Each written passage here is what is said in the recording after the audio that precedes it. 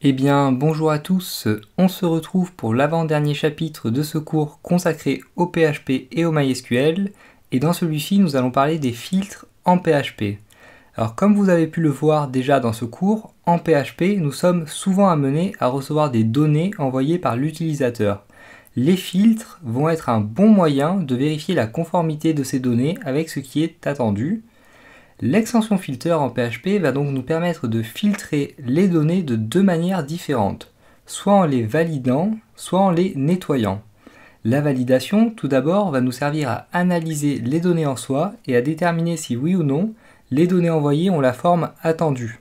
Par exemple, on va pouvoir vérifier s'il y a bien un arrobase lorsqu'on demande une adresse mail à un utilisateur. Le nettoyage, quant à lui, va être utile pour modifier les données si besoin est, en retirant par exemple des caractères indésirables. Cela va nous permettre donc de stocker ces données plus facilement et de nous en resservir par la suite.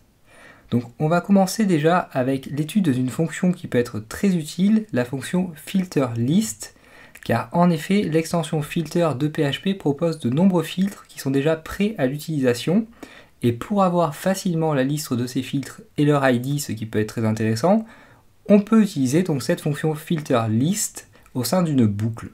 Donc comme vous le voyez ici, j'ai déjà créé la base d'un tableau en HTML, donc j'espère que vous vous rappelez comment on crée un tableau en HTML. Donc j'ai tout simplement créé la ligne d'en-tête ici, et j'ai également mis quelques styles pour mon tableau, donc des styles CSS, donc notamment j'ai fait des cellules différenciées avec des bordures et j'ai collé les bordures entre elles. Et donc vous remarquez que j'ai fermé mon tableau après mon code PHP. C'est très important, sinon vous n'aurez que la ligne d'en-tête évidemment. Donc pour le moment ça ressemble à ça, tout simplement. Donc hop, nom du filtre et ID du filtre. Et on va maintenant donc créer notre boucle. Alors pour cela, on commence déjà par créer une première variable qu'on va appeler filtre, dans lequel on va placer le résultat de la fonction filterList. Donc filtre égale filterList, donc cette fonction sans argument comme ceci. Et ensuite, on va utiliser une boucle for each. Donc for each, donc filtre as. Donc j'espère vous rappeler comment on crée ce genre de boucle. As, donc on va créer deux variables, une variable id et une deuxième variable, donc qu'on va appeler nom filtre pour le nom du filtre. Donc cette fonction s'utilise de cette façon avec une boucle for each. On va écho. Donc on écho à chaque fois une nouvelle ligne dans notre tableau et une cellule, donc trtd, donc suivi du nom du filtre, donc nom filtre. On referme notre première cellule, maintenant qu'on a le nom du premier filtre.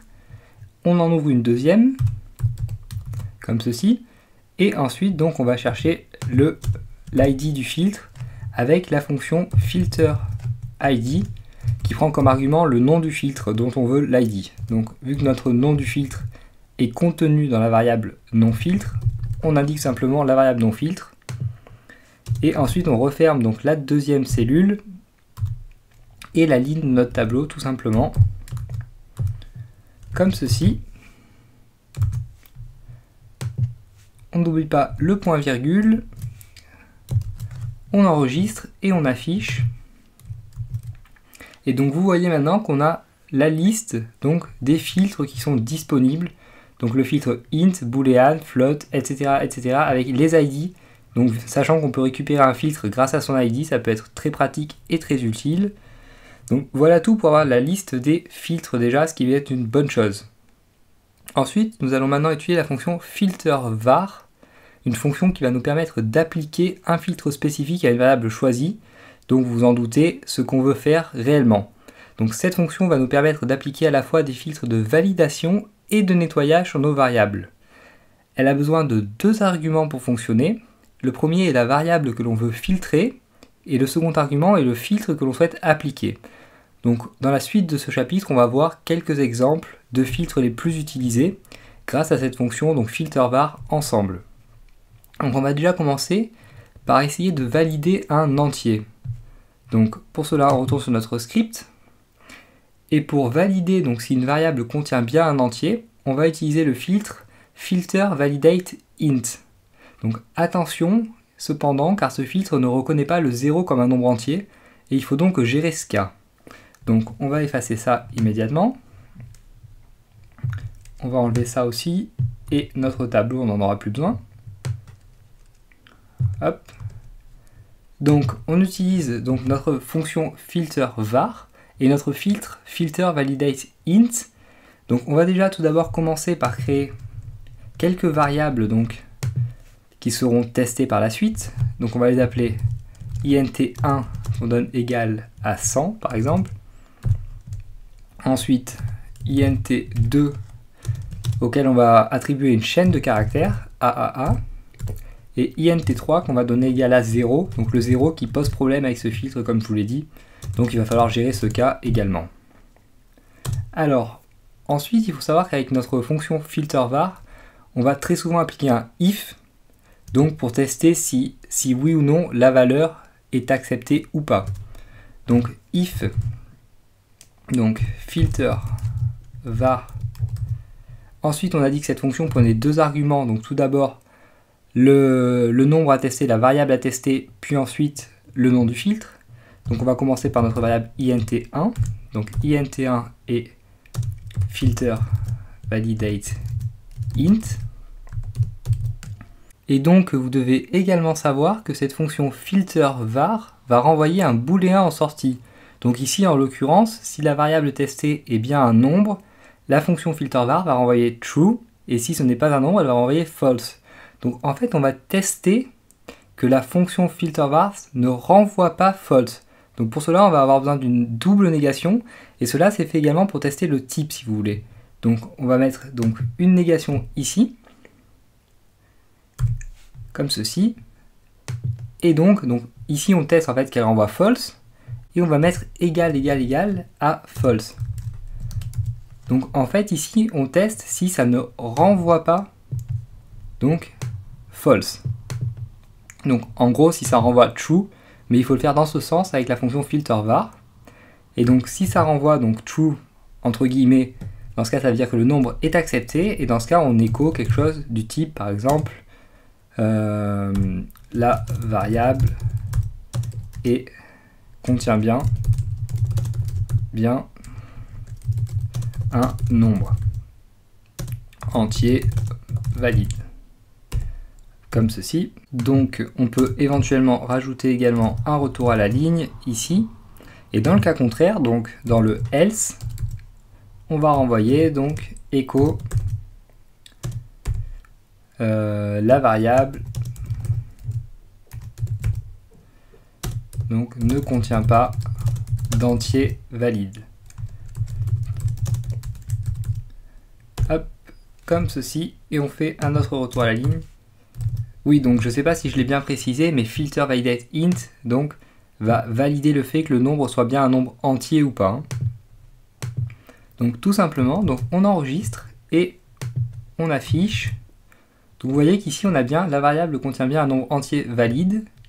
Donc a priori le code semble bon puisqu'on a bien 100. Et donc maintenant on va tester notre variable int2. Donc tout simplement en changeant ici le int1 par int2. Hein. Hop, donc on enregistre et on affiche également. Et donc vous voyez maintenant qu'on a la variable ne contient pas d'entier valide. Donc ici je m'aperçois que j'ai fait une petite faute. Hop, entier comme ceci.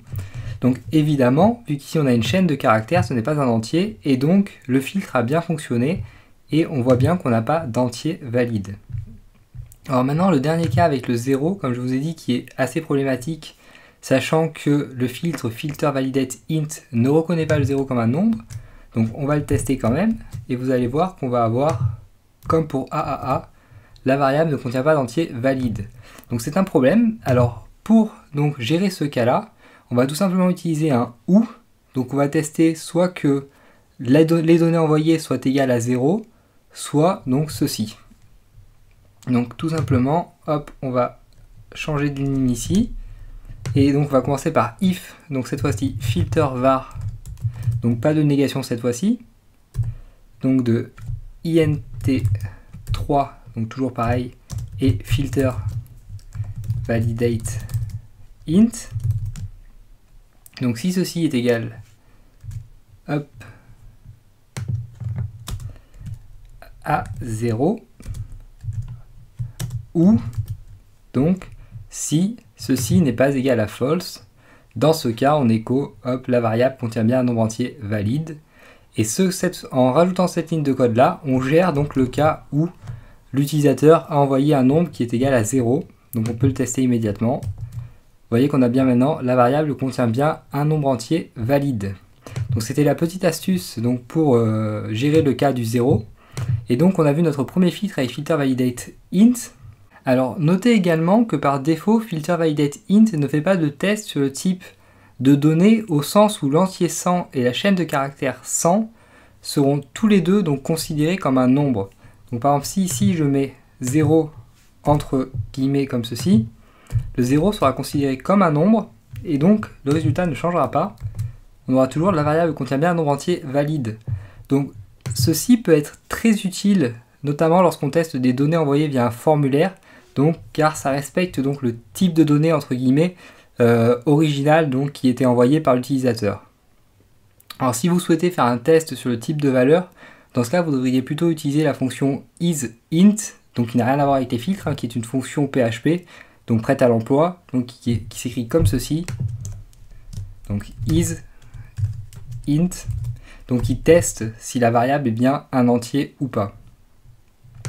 Alors filterValidateInt va nous permettre également de tester si un entier est contenu dans une certaine fourchette ou pas. Alors pour faire cela, on va utiliser ce qu'on appelle des options. Et en l'occurrence ici, on va utiliser les options min-range et max-range.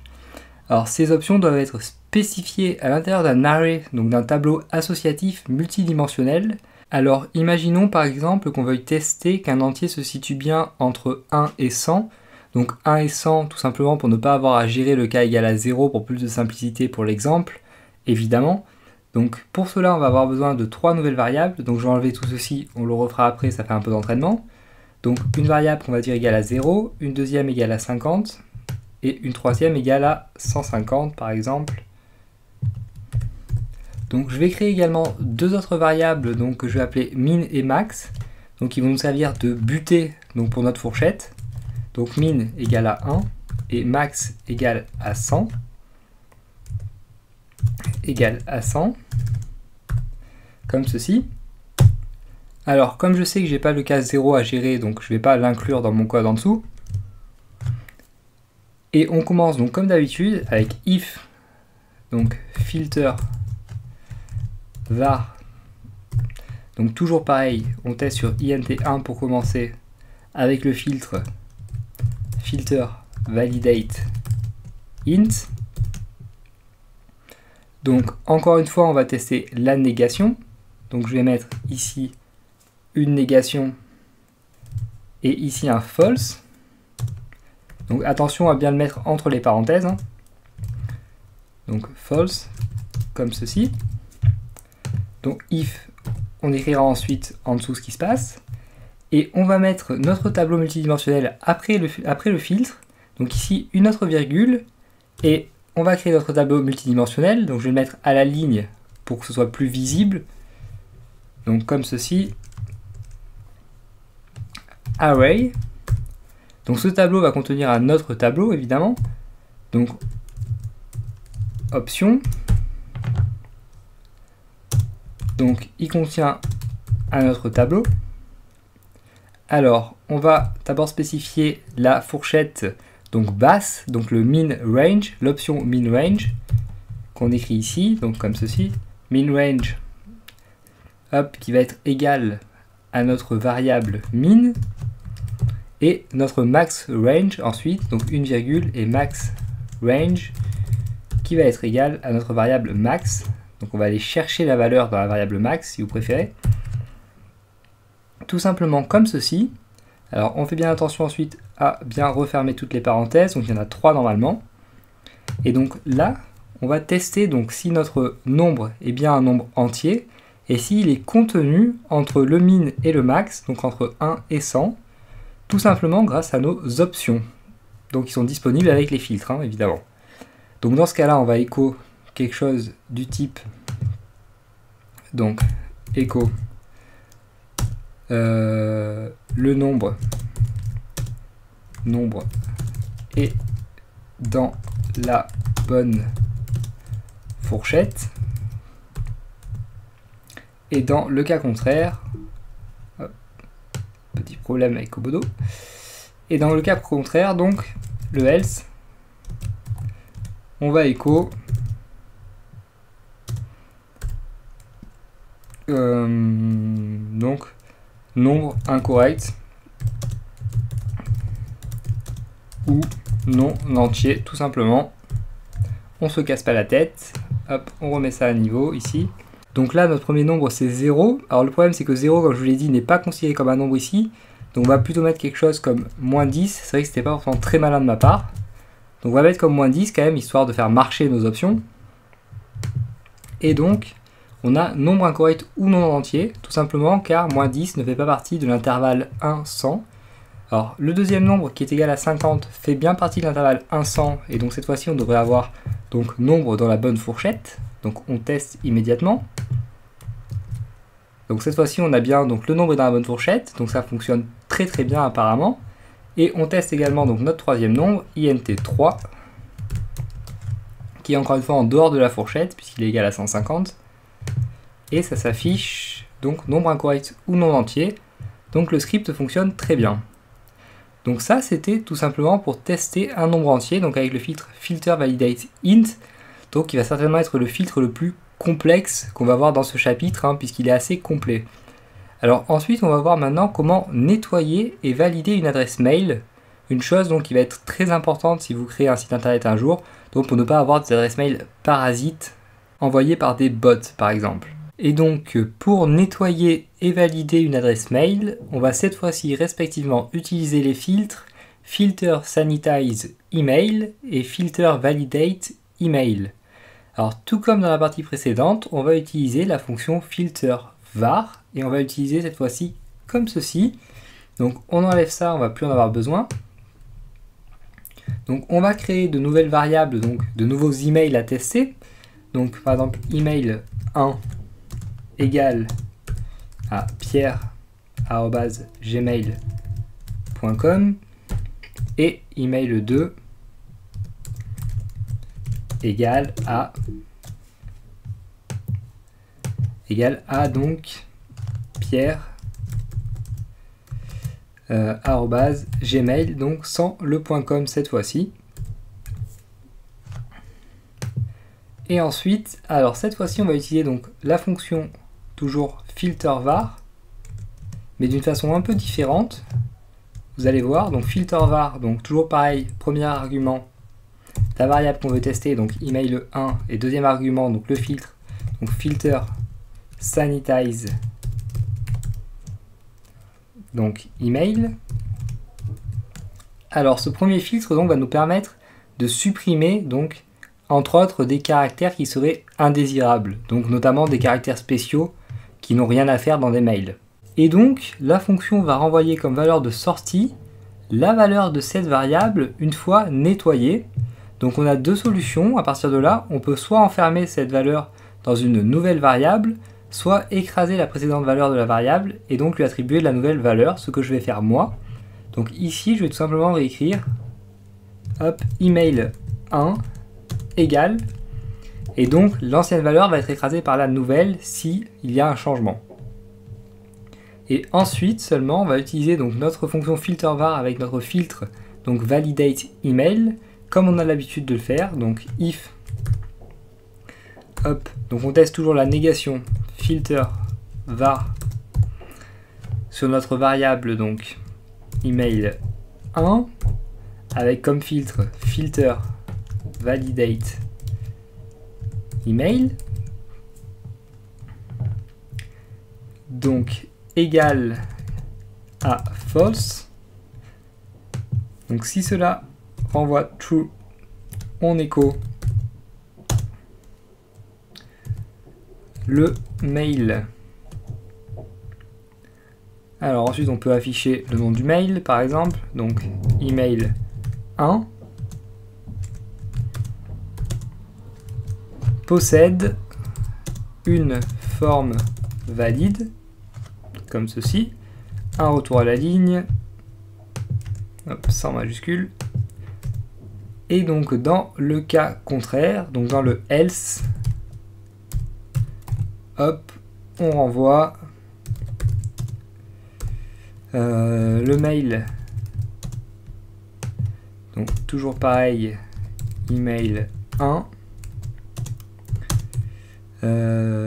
n'est pas valide, donc anti-slash n'est pas valide. Et un retour à la ligne également. Hop, donc pas NT du tout. BR. Hop, comme ceci. Donc on enregistre et on teste immédiatement notre mail email 1. Donc on a bien le mail pierre@gmail.com possède une forme valide, donc c'est bon.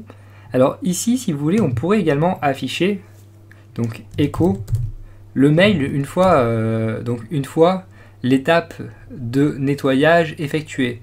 Donc tout simplement on ferait ceci, donc pour être sûr que le mail a bien été nettoyé.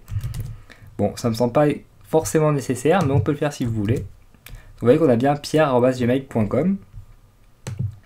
Et donc on peut faire pareil avec le mail, donc email 2. Donc hop, on va changer simplement les email 1 par email 2.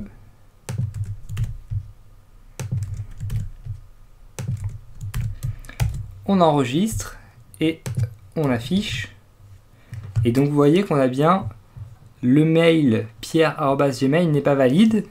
Et on voit également donc que aucun nettoyage n'a été fait, mais qu'on nous indique quand même que le mail n'est pas valide car il n'a pas une forme valide. En effet, il n'y a pas de .com à la fin, et donc ce n'est pas valide, c'est pas une forme valide pour un mail. Alors, on pourrait maintenant imaginer un script un peu plus complet, permettant de voir les modifications éventuelles apportées à une adresse mail et le résultat final. Donc pour faire ce script, on s'y prendrait de cette façon-là. Alors c'est une façon parmi d'autres que je vais vous montrer, hein, évidemment. Donc j'efface tout ça, hop, ici. Je crée donc une première variable email, donc qui va être l'email à tester. Donc je vais écrire un petit peu n'importe quoi dans cet email, donc quelque chose du genre par exemple p/i/erre@g entre parenthèses mail.com.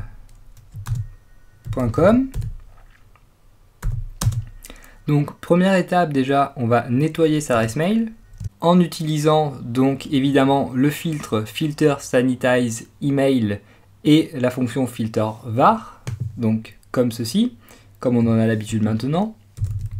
Filter var, le nom de la variable à nettoyer qui est email et le filtre qui est filter donc sanitize email. Alors cette fois-ci, pour créer le script dont je vous parle depuis tout à l'heure, on va devoir enfermer donc le résultat ici dans une nouvelle variable, donc afin de bien voir les modifications entre l'ancien mail et le nouveau mail. Donc on va l'appeler email new par exemple. Hop, égal, comme cela donc. Ensuite, on passe à la deuxième étape, donc la validation. Comme d'habitude, if, on teste la négation. Donc point d'exclamation filter var, et cette fois-ci évidemment on ne va plus utiliser donc notre variable email mais notre variable email new, donc la variable email si vous voulez qui a été nettoyée, donc email new, et ensuite le filtre qui est toujours donc filter validate email. Donc on teste donc si cela n'est pas égal avec le point d'exclamation à false. Et donc c'est là où il va y avoir une petite astuce, puisqu'en fait on veut discerner trois cas. Le cas où l'email est invalide tout simplement, le cas où l'email est valide, et le cas où l'email n'était pas valide avant le nettoyage, mais est valide désormais. Donc pour cela on va créer un deuxième if dans notre if, et donc on va utiliser nos deux variables. Et donc on va dire if, donc premier cas, donc le cas où l'email était invalide avant le nettoyage mais est valide maintenant. Donc if, on va tester le fait que email new est différent de la variable email. Donc là on est dans le cas positif du premier if, donc dans le cas où le mail est bon. mais on veut savoir donc s'il était bon avant, ou s'il n'était pas bon avant, il est devenu bon maintenant. Donc là, on teste donc le cas où il n'était pas bon avant et où il est devenu bon ensuite, donc après le nettoyage. Donc if donc la variable email n'est pas égale à email new, donc dans ce cas, ça veut dire qu'il y a une modification sur le mail. On écho donc le mail possède désormais une forme valide. Et on va également écho le mail avant la transformation et après la transformation. Donc tout simplement, hop,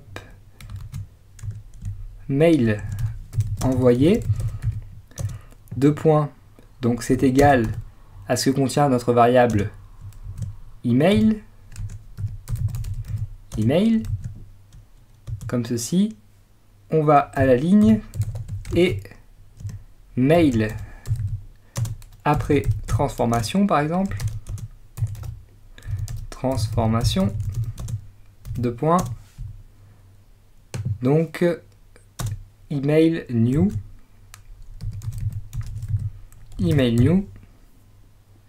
et c'est tout pour ce cas là.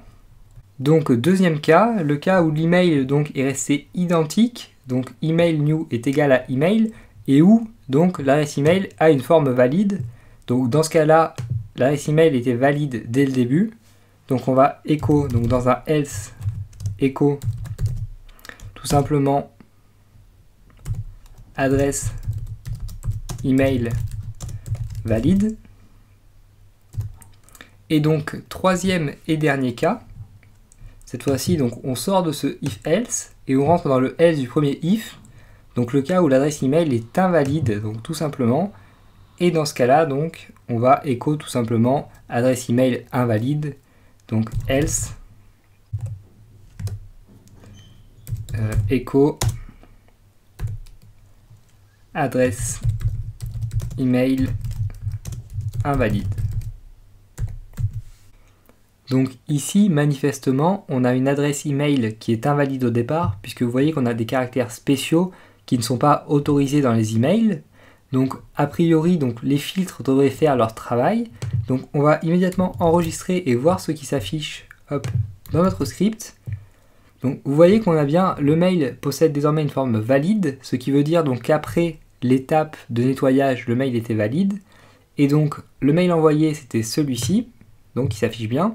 Et le mail après transformation, donc qui est pierre@gmail.com.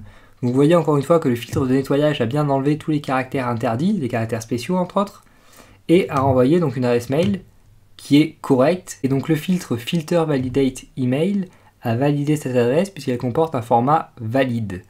Donc voilà tout pour ce petit script, encore une fois assez intéressant selon moi, donc de validation d'adresse email.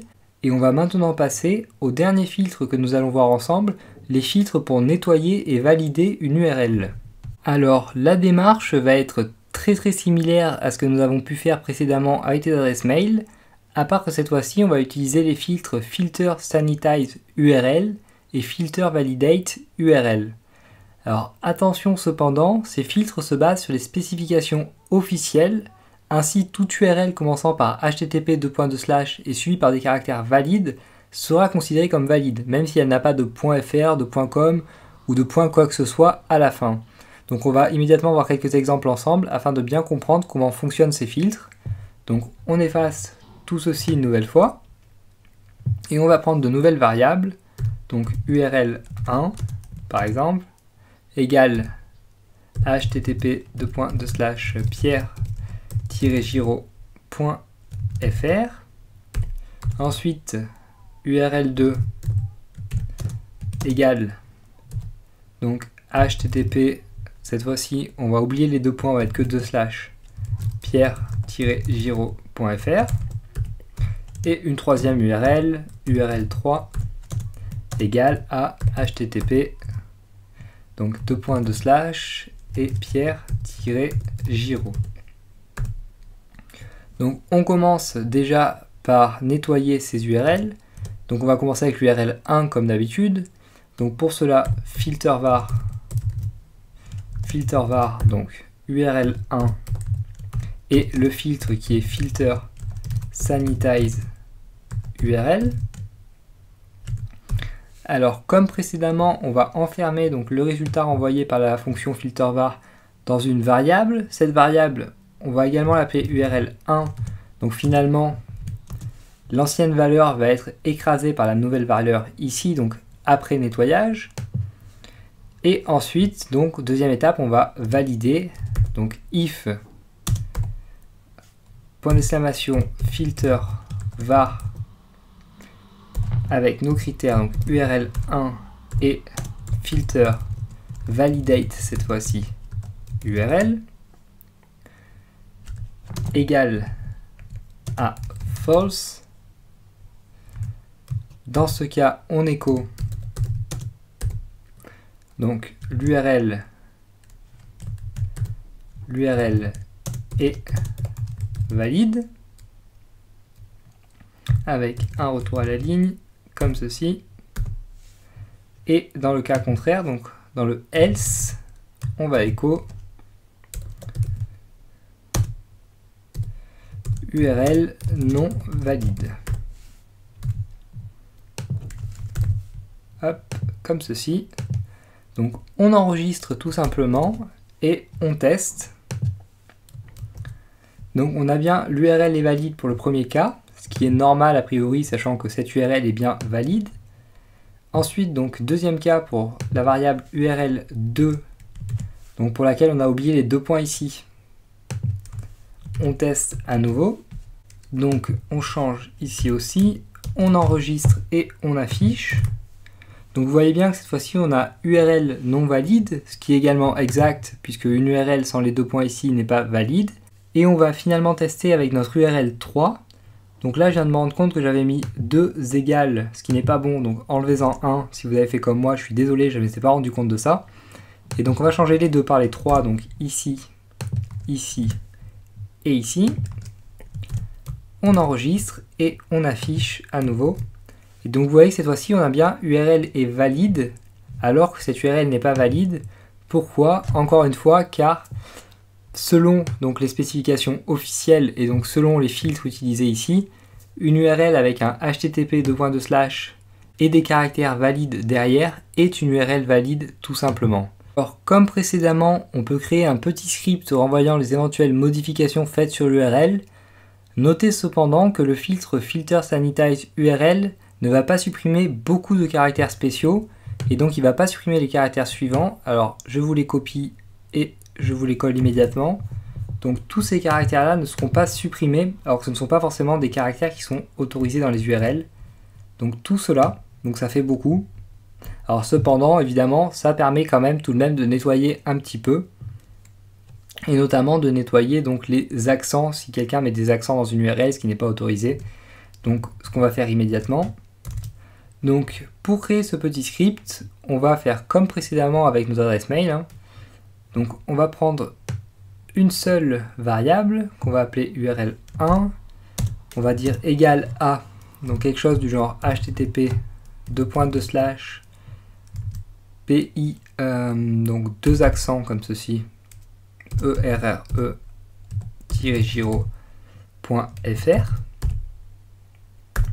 Donc ensuite, hop, ici on va tout effacer et on va le refaire. Donc on va mettre dans une nouvelle variable cette fois-ci donc le résultat du nettoyage, donc dans une variable qu'on va appeler par exemple new URL égale donc à filter var de notre variable URL L1 en utilisant donc le filtre filter sanitize URL.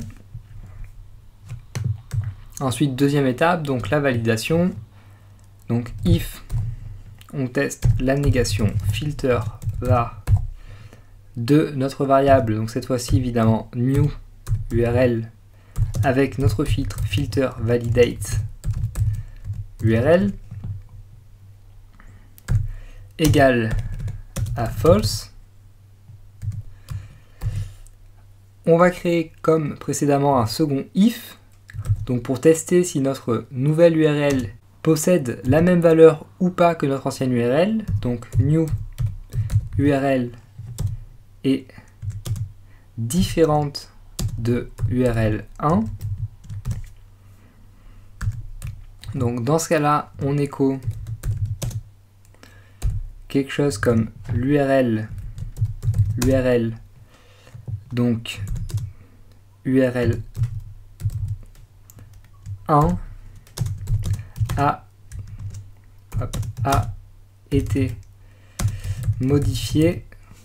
Alors là, apparemment, j'ai un problème ici. Il faut que je rajoute un apostrophe. A été modifié en new URL.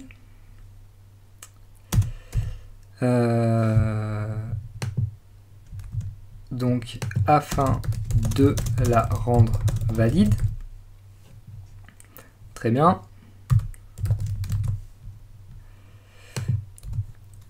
Dans le cas où new URL est égal à URL 1, ça veut dire que l'URL était valide depuis le départ.